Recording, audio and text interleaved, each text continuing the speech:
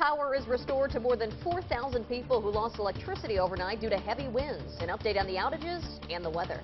And we continue to pour over the John Doe investigation emails for you. We'll highlight one that shows GOP higher-ups appeared to give the governor special treatment. I'm not going to make any comment right now. The man overseeing repairs at the Milwaukee County Courthouse is out of jail this morning. Why he was put there in the first place.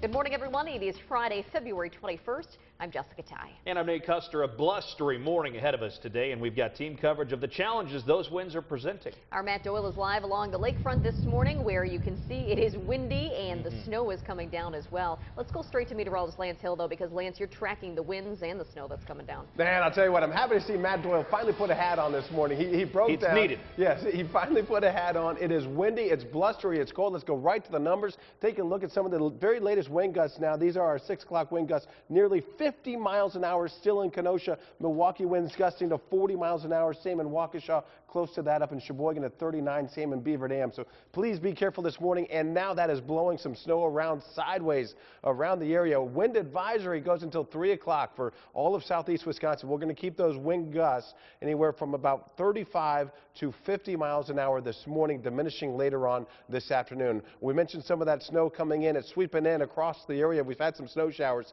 expanding now across southern Wisconsin, and that'll be the case as we go through the rest of the morning. So that's only going to add to some of the headaches on the roadways early this morning. So please just plan to give yourself some extra time. You know, there's some icy patches from some of that snow that melted and some of the rain runoff from yesterday, and now that's freezing over. Temperatures are back into the 20s, and we're going to stay there the rest of today. So some sideways wind-blown snow out there, but also a little bit of late clearing in the cloud cover, a little sunshine possible this afternoon, and that bodes well for the upcoming weekend. We'll finally quiet down, get this storm system out of here, a cooler but maybe a sunny weekend ahead. We'll focus in on that and go hour by hour through our forecast today and a closer look into the radar as well. All of that coming up with that complete forecast. Jessica, we'll see you in a few minutes. All right, thank you so much, Lance. Okay. 6:02 right now. We are following breaking news this morning. A major accident on I-94 northbound at Ryan Road. This is a live look right now from DOT cameras. Now, it's not clear yet if the wind and weather is related to this accident near Oak Creek, but of course, the wicked winds are still out there, as Lance just mentioned.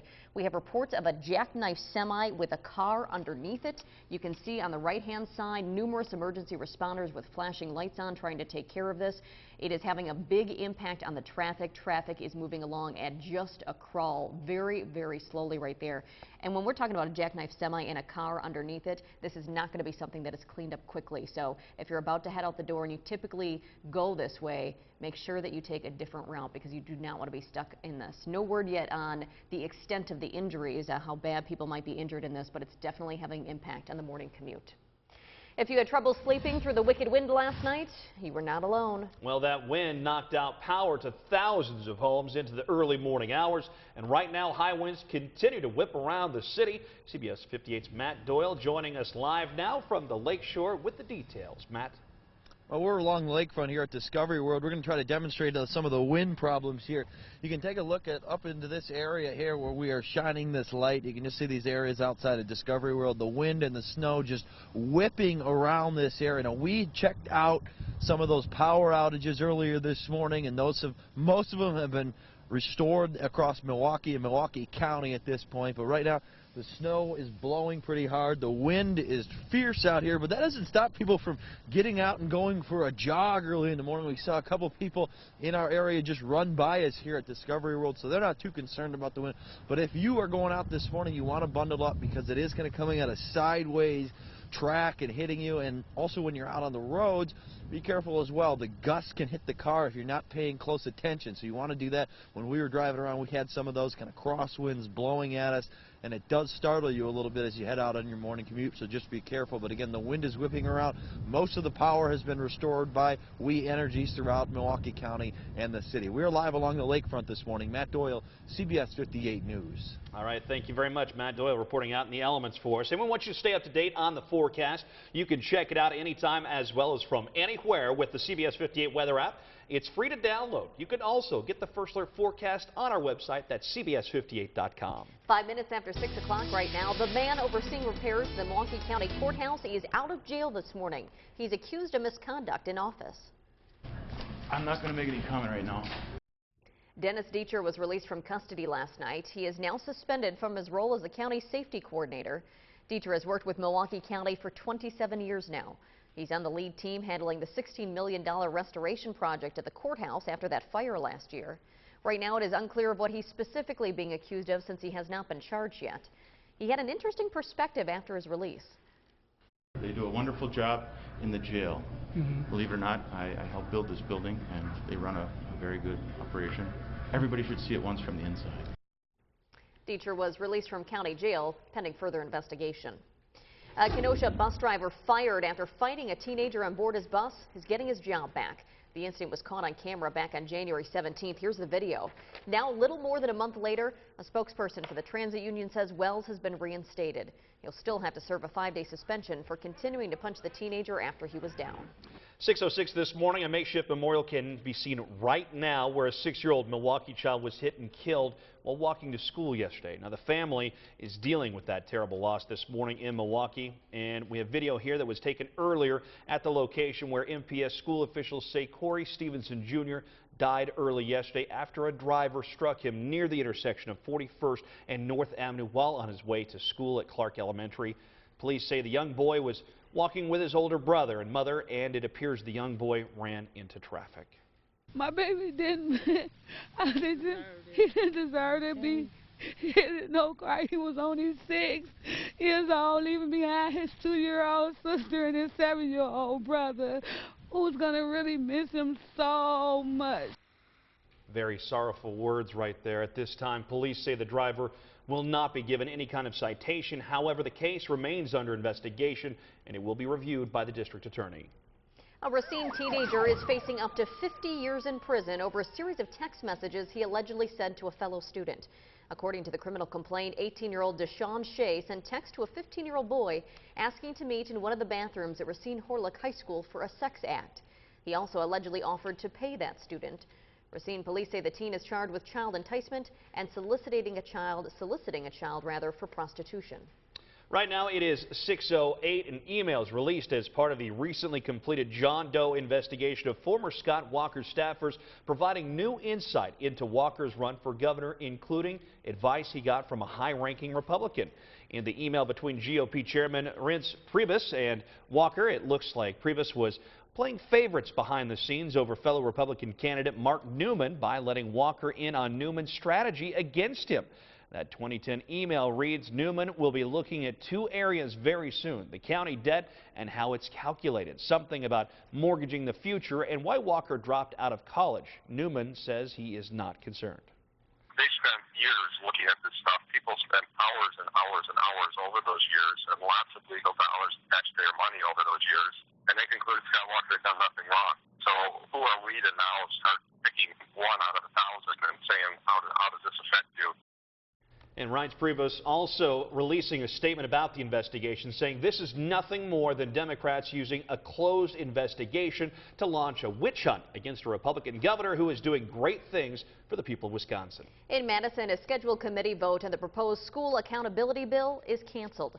That bill that passed the Senate on Tuesday would require all schools that receive state money to report test scores on report cards. Assembly GOP members want to add a more comprehensive approach to the bill that would include sanctions to poor-performing schools, including forcing public schools to close and reopen as charter schools. Lawmakers say they'll continue to work with school reps and the governor to come up with a bill that works for everyone. We'll have a preview of more bills being considered in Madison coming up on the show. All right, time right now, 6:09. We're continuing to keep our eyes to the skies and also close to the ground as these winds are just whipping around the area. You're going to notice it as soon as you walk out the door this morning, Lance. Yeah, winds are absolutely vicious this morning, still gusting to nearly 50 miles an hour in Kenosha at 40 mile per hour wind gusts, Milwaukee to Waukesha. We actually had a wind gust.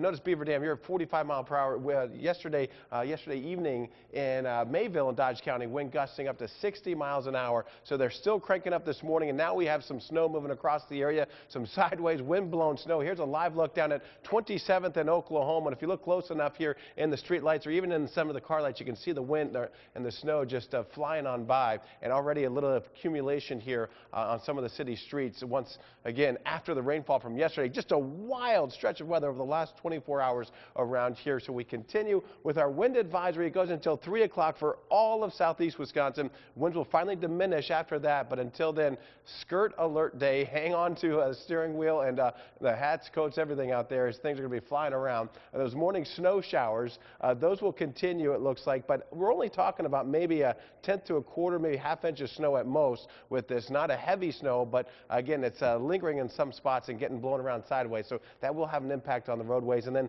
looking ahead to a colder but also a sunnier weekend ahead, things will finally start to calm down. So our winter threat index today, snow, again, a little icing. Some of those little streams of melting snow and rain runoff from yesterday are now freezing over on the roadways. And of course, certainly moderate to high with wind and some potential damage. We had down power lines throughout the overnight hours and a lot of folks without power, though things are looking better now. 26, that's our temperature out at Mitchell International. Our winds sustained at 25 miles an hour, dropping wind chills down to about 11. But with that snow flying around, just a brutal morning early this morning.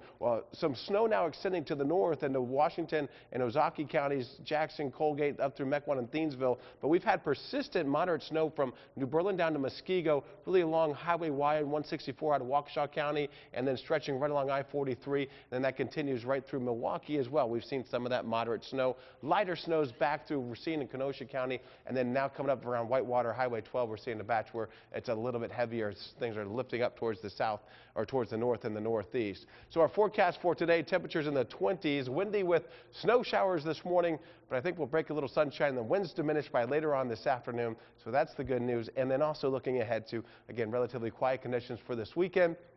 I'm looking at temperatures in the 20s, so colder, but also sunshine Saturday and Sunday for us. And then that downward trajectory with those temperatures continue next week. We're looking at the potential polar vortex again settling across Ontario, which could drop temperatures below zero overnight for us Tuesday night into Wednesday as well. But overall, quiet weather, maybe an inch of snow late on Monday. And then as we look ahead through next weekend, we'll have to be watching a potential storm there Saturday and into Sunday.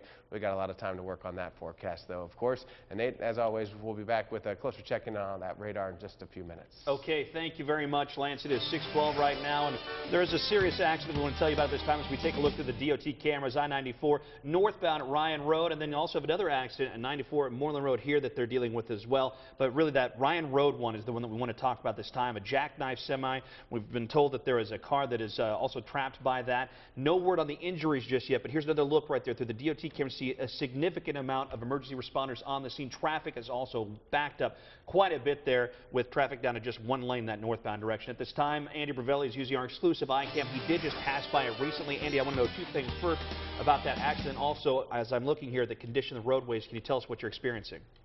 Hey, good morning to you, Nate. Yeah, just past that accident, jackknife semi. Now, the good news is the car has been removed by a tow truck already, so that is off scene now. And there's also another tow truck that showed up, and they are working on that jackknife semi. Unfortunately, the two right lanes are still blocked, and your on-ramp to go north on 94 at Ryan Road is closed still. So your best alternative route, get off at Ryan Road, take 13th Street, and you can hop back on the freeway at Drexel or Ross. And once you clear that accident, everything opens up, but you're backed all the way up to at least 7 Mile Road. So it is slow going.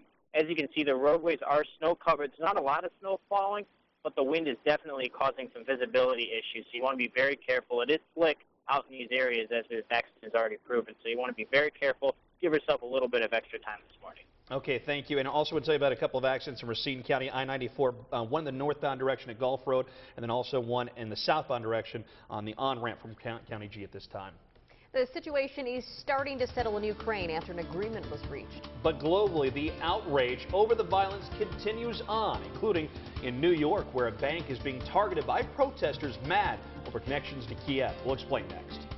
Now, what new here is not a test. I'm rapping to the beat. Love these. I love the creativity with this. Plus, does Brian Williams have a hidden rapping talent? We'll show you more of his skills in just a few minutes. Seriously, you don't want to miss this. And spring training is now underway in Arizona. Ryan Braun has finally arrived. Hear from him as he tries to move forward after his PED suspension. And taking a live look outside right now, you see the camera moving around just a touch. Those winds certainly a factor in your drive this morning. Maybe walking the bus stop or the kids getting to school. You're going to feel it. We'll talk more about that with Lance here in just a moment. But right now, you're watching the CBS 58 Morning News.